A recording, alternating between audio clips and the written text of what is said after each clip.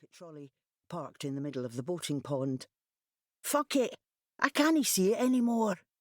"You didn't hit it when you could," Ali told him with a grin. Dreep was shivering, his narrow shoulders quaking now that he'd stopped throwing stones.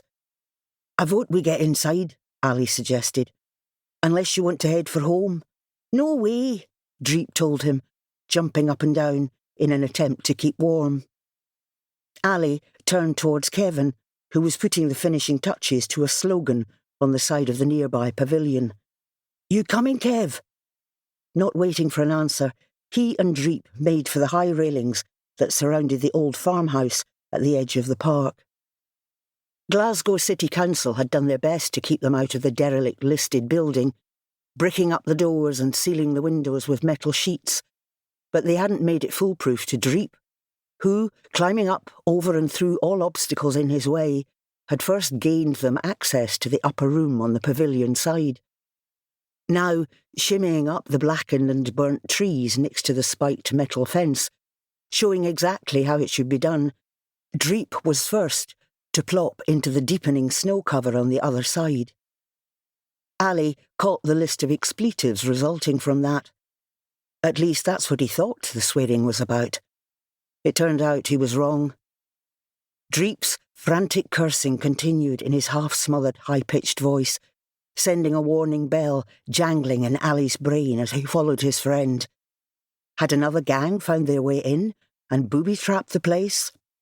"What's wrong?" he called, keen to avoid anything bad between him and the shadow of Dreep ahead. Dreep's sudden silence freaked him even more than the litany of curses that had preceded it. As he moved cautiously forward, he heard the sound of Kev landing behind him. The usually silent Kev asked him what the fuck was going on. "Something's freaked Dreep, I don't know what." Emerging from the intervening tangle of bushes, Ali was presented with Dreep's back.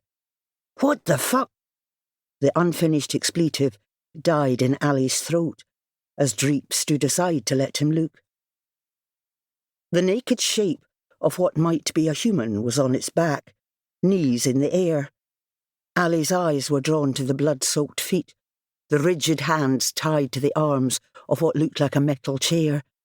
The head, flung back, seemed to be looking up into the falling snow, much as he had done himself back at the pond. Dreep was pointing at the face, his own ghost-like. "Somebody sewed his eyes shut, and his mouth." As they contemplated the added horror of this, Kev said, "Is he alive?" "Of course he isn't," Dreep said, open-mouthed. "Did you check?" Ali asked, rousing from his own stupor. "How the fuck do I do that?" Dreep squeaked. Ali forced himself forward and reached for the neck, the way they'd done in first aid in school. He tried to find a pulse like they'd been taught, but his shaking fingers were refusing to stay in position. The sudden sound of a police siren heading along the nearby road ended his attempt. Dreep took off first, his skinny legs like a deer springing through the undergrowth. He was up and over the green metal fence before Ali had taken a breath. Even Kev got there before him and was over almost as fast as Dreep. By the time he'd made it out, the two of them were well on their way in their sprint across the snowy grass towards the park exit. As he belted along behind them, Ali realised all three sets of footprints were clear evidence as to where they'd just come from. Worse than that was the memory of the faint pulse he'd felt beneath his fingers before he'd upped and run away.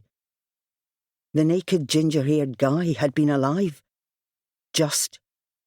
But somebody definitely didn't want him to be.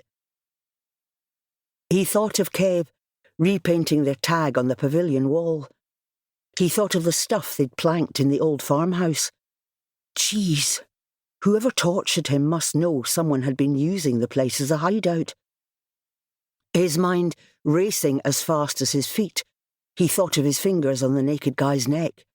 Had he left his prints on him?